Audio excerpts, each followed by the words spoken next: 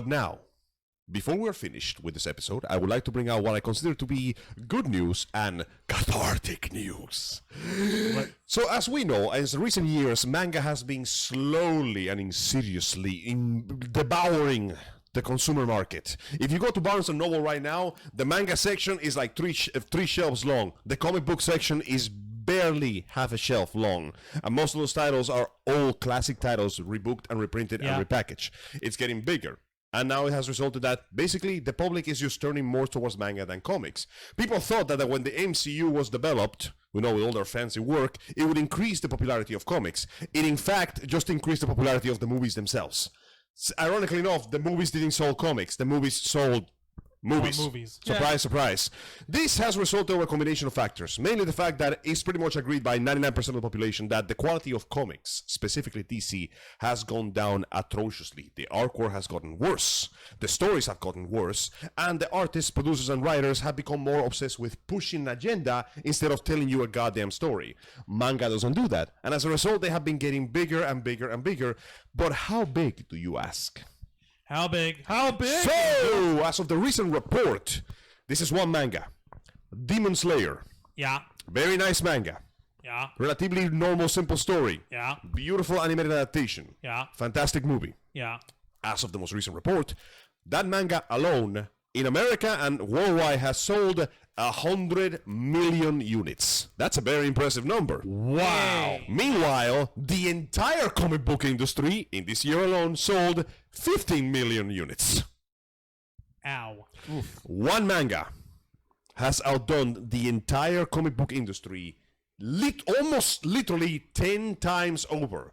In exchange for that, moments ago, we just had a realization that the people who work in the comics industry don't really seem to care about the fan base because they're going out of their way to attack manga instead of blame the fans for it. Even though, when you sell a product, you're responsible for selling the product. A certain someone on Twitter got into it and started accusing the manga industry in general for their, he claimed, he said, and I quote, borderline sexist and pedophilic content. Oh my goodness. This fellow was the co-creator of Power Girl.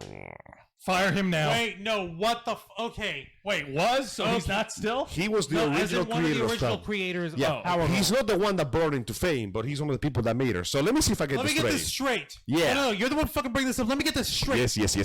I'm gonna find Power the tweet. Girl, who is an alternate universe version of Supergirl. Yes. Who is more mature, who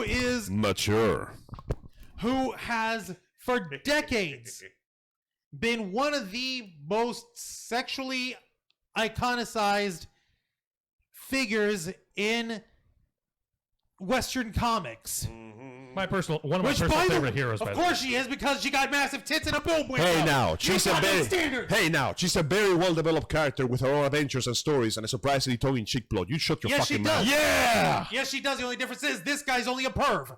You Oh, mean to tell me? we're all perverts. Yeah, but at least I'm honest about it. You're trying to hide behind it. You mean to tell me that the guy who made her is saying manga bad? Yes, he literally says, That's not an example of Pac calling the kettle black. this is what you're gonna love. Here's the actual tweet of this fellow, known as Gary Conway.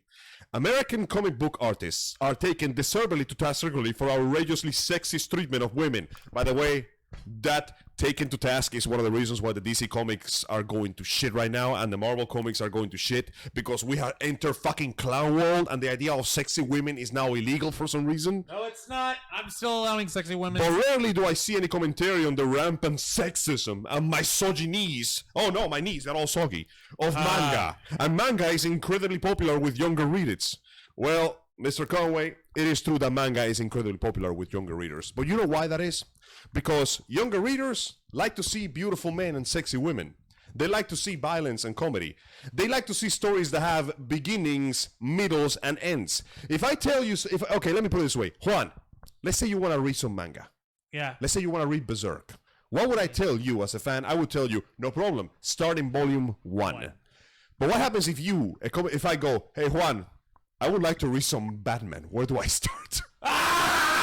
Oh god. Listen. You need to go in with this. You want to go ahead and skip these. What? Over here, the Silver Age, everything's got really weird, and Batman has rainbow-colored suits. Okay, there's also this bit that's going on with the Crisis Tours that reboots everything. We've got an Infinity Crisis reboot over here. We also have to going on with the New 52. You do not want to go with the New 52 unless you want to go with the New 52. Oh my god. Over here, and furthermore, we have the DC Rebirth over here, which actually goes in, and then you want to go in with the Climb On, and then the continuity of going in with freaking Jake Crazy. So and you we gotta understand. And furthermore, none of these are helping out with the firing of the Justice of Snyderverse. Oh wait, hang on. Hey Juan, are you sure you don't need a drink of?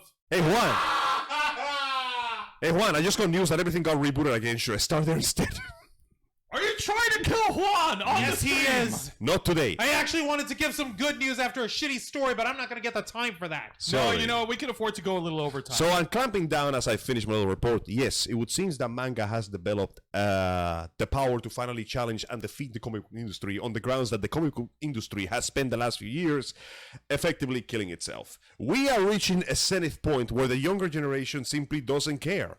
They want a beginning, a middle, and an end. They want stories with violence and comedy and drama. They want stories that actually have a proper fucking start and an ending. And yes, contrary to popular belief, we like big butts and we cannot lie. Yeah. We like our heroes to look conventionally beautiful. There's nothing wrong with that.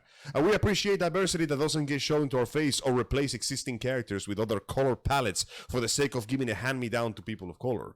Ultimately, manga has won because it's better and because everybody else has done their best to become infinitely worse.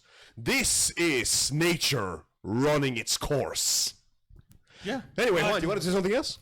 Yes, please let Juan say something for God's sake. For the record, this is still good news for those of you who love manga and enjoy Demon Slayer. Congrats, you guys are fucking winning. Stay up. Now yes, it is. I'm just over here. But at what cost? Balling, but at what cost? Suffering from success. It's okay.